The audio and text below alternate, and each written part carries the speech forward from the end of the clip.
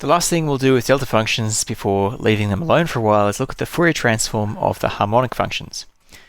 So let's start, rather obtusely perhaps, by looking at the inverse Fourier transform of an offset delta function like this, with a factor of 2 pi out the front. Now if we take the inverse transform of this, we have a cancellation of the factors of 2 pi, and this delta function will sift this complex exponential here, giving us just e to the I omega naught t. If we take the Fourier transform of this and this, the Fourier transform cancels with the inverse Fourier transform.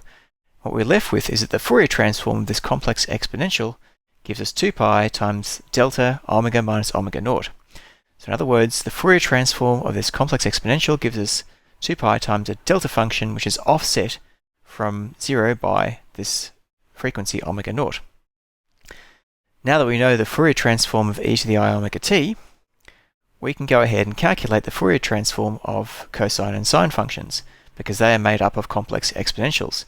Doing the cosine function first, we expand it like this, calculate the Fourier transform into delta functions with plus and minus omega, giving us a sum of delta spikes, one at positive omega and one at negative omega naught, with a factor of pi out the front.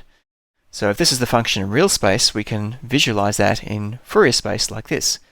We've got an axis here now which has got real and imaginary parts, and we have a spike at omega naught and minus omega naught. These spikes are in phase and both real. If we look now at the sine function, then the sine function expands in terms of complex exponentials like this. We have a negative I on 2 out the front here, so that when we transform these complex exponentials, we still have things imaginary, and we have I times pi as a factor out the front. So, visualizing the transform of the sine function in Fourier space, we have something like this. The delta spikes now lie in the imaginary axis, and they are out of phase because of a negative sign here. So the spike here is out of phase with the spike over here. So what does this mean? Well, the harmonic functions are real-valued functions with a single frequency omega naught. But in Fourier space, there are two places where you can have the frequency omega naught. You've got a plus and a minus. And this gives us delta spikes at frequencies omega naught and minus omega naught. And the relative phase of these spikes determines whether you have a cosine function or a sine function, or indeed something in between. Let's look at the transition between a cosine and a sine function. We can do that by looking at cosine k naught x plus phi. I've changed variables here to space instead of time, and you'll see why in a moment. But everything works the same. So the Fourier transform now of this function of space is the transform of these complex exponentials, now with a factor of e to the I phi, and then we take these e to the I phi factors out the front here. So we've got a plus I phi here and negative I phi here. Take the Fourier transform, and we get these delta spikes now at plus and minus k naught, with these complex exponentials here with a plus I phi and negative I phi. So the phase of these delta spikes now in the complex plane are determined by these complex exponentials. And as phi advances, the delta spikes change phase. Let's see how that works.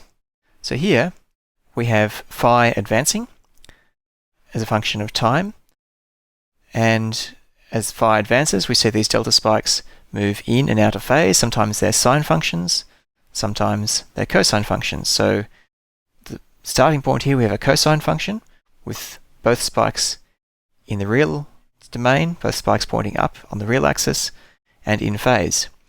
If we let them propagate to here, we're at the they're both on the imaginary axis now, and out of phase, which gives us a sine function. And so it goes around, and you can see that things that are in between sine and cosine have different phases between these spikes. Now, something you may have already noticed here is this looks like a propagating wave, a propagating harmonic wave.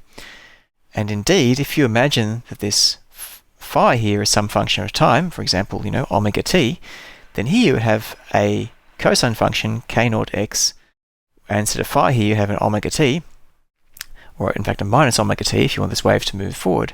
And then this is introduction, I guess, into how waves work in Fourier space, because this shows you that a wave propagating in time has a Fourier transform with these delta spikes rotating forwards and backwards in the Fourier domain symmetrically about the origin of Fourier space here.